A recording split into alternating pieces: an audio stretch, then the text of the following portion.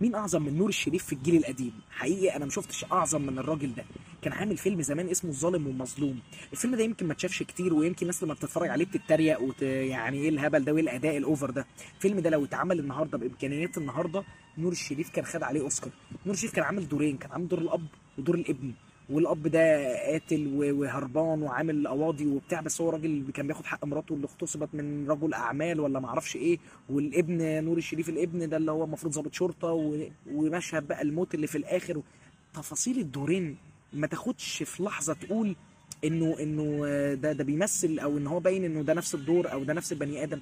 هتحس طول الوقت انه الاتنين شخصيات مختلفه تماما. انا متخيل لو كان عنده امكانيات مثلا زي بتاعت كده رضا دلوقتي، او الافلام اللي بتعمل دلوقتي لما بيطلع حد بدورين فيه. لا لا لا لا يا جماعه، ايه ده؟ نور الشريف عبقري عبقري.